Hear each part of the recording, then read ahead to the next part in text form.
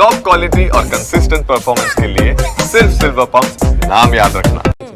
પ્રશ્ન એ છે કે જો 10-12 વર્ષથી કે 13 વર્ષથી આમ આદમી પાર્ટી ત્યાં સત્તામાં હતી તો એ 13 વર્ષમાં એણે પોતાનો જે હોલ્ડ બનાવી લેવો જોઈએ, કારણ કે પંજાબ અને દિલ્હી બે જ જગ્યાએ આમ આદમી પાર્ટી સત્તામાં હતી. તો આમ આદમી પાર્ટી માટે સૌથી મોટું સત્તાનું કેન્દ્ર તો દિલ્હી જ હતું. પંજાબ રાજ્ય તરીકે ભલે મોટું હોય, પણ જ્યાં બેસીને એ આખા દેશમાં ભવિષ્યમાં ફેલાવાના પ્લાન કરી શકે એવી જગ્યા તો દિલ્હી જ હતી. તો દિલ્હીને પોતાનો એક મજબૂત ગઢ બનાવવા માટે અપાર્ટ ફ્રોમ ધીઝ સ્કીમ્સ, અમે આમને આપશું આને આપશું, એ સિવાય જે એમણે ઓલરેડી કહેલું એનું ઇમ્પ્લિમેન્ટેશન પણ એટલું જ મહત્વનું હતું. એ ઇમ્પ્લિમેન્ટેશનમાં મોટા ભાગે બહુ મોટા પાયે કચાશ રહી ગઈ. એનો એક સીધો જે છે મનોવૈજ્ઞાનિક ફાયદો જે છે ભારતીય જનતા પાર્ટીને મળ્યો છે. બિલકુલ શ્રદ્ધાબેન, અત્યારે જે આંકડો પણ છે એ પણ ક્યાંક પ્લસ માઇનસ થઈ રહ્યો છે. ભાજપ 50માંથી 46 પર અને આમ આદમી પાર્ટીની બેઠકો વધતી દેખાઈ રહી છે. જે નેતાઓ પાછળ ચાલી રહ્યા હતા, મનીષ સિસોદિયા, કેજરીવાલ, એ લોકોને પણ લીડ મળતી દેખાઈ રહી છે. ચિત્ર બદલાશે આનાથી વધારે? નહીં, ચિત્ર નહીં બદલાય, કારણ કે એમાં એવું હોય છે અમુક જે રાઉન્ડ્સ જ્યારે ઈવીએમ ખુલતા હોય છે ને અમુક જે જગ્યા હોય છે એના પર બી થોડું પ્લસ ઓર માઇનસ જે થતું હોય છે. મેં કીધું ને વિચારધારાઓની લડાઈ છે.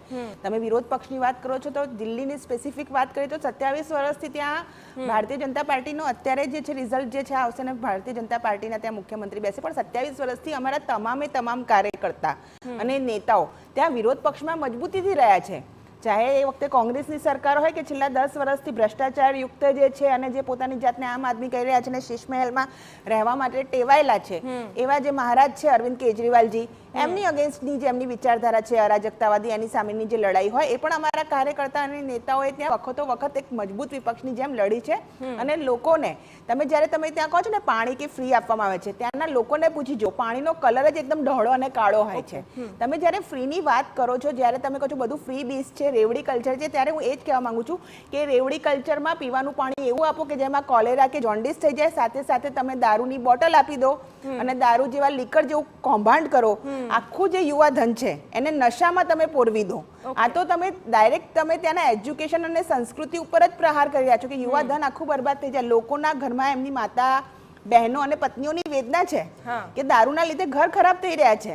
તો આજે એનાથી જે લોકો પૈસા કમાવીને એ પૈસાનો જે સદુપયોગ કે દુરુપયોગ જે છે ગોવાના ઇલેક્શનમાં કરતા હોય, હરિયાણાના ઇલેક્શનમાં કરતા હોય, તો આજે જનતા ત્યાં જોઈ રહી છે કે શું અરાજકતાવાદી વિચારધારા છે.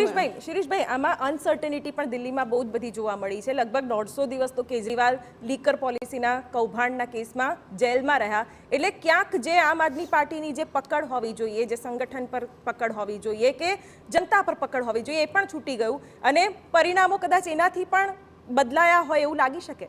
એની તો બહુ મોટી અસર થઈ છે, કારણ કે આમ આદમી પાર્ટીના કન્વીનર તરીકે, નેશનલ કન્વીનર તરીકે, પૂર્વ મુખ્યમંત્રી તરીકે મોટાભાગની બધી જ સત્તાઓ જે છે, જે કાંઈ નિર્ણયો લેવાની, પોલિસી ડિસિઝન્સ, પછી એ સરકારના હોય કે પાર્ટીના હોય, એ તો બધી કેજરીવાલ પાસે જ હતી. તો અને ઓબ્વિયસલી એના જેલવાસને કારણે, મનીષ સિસોદિયા પણ જેલમાં, રવિન્દર જૈન પણ જેલમાં, રાઈટ. તો એને કારણે શીર્ષ નેતૃત્વ જે છે જેલમાં હોવાને કારણે પાર્ટીની પોતાની પણ જે પોલિસી, ચૂંટણી નજીક આવી ગયા પછી પણ કેટલી બધી બાબતો કરવાની હોય. ખાસ કરીને તમે જ્યારે સત્તામાં હો ત્યારે તમારે વહીવટી તંત્ર પર પણ પકડ બનાવી રાખવાની, તમારે કાર્યકર્તાઓને પણ સજ્જ કરવાના અને તમારે ભાજપ અને કોંગ્રેસની સામે લડવાનું.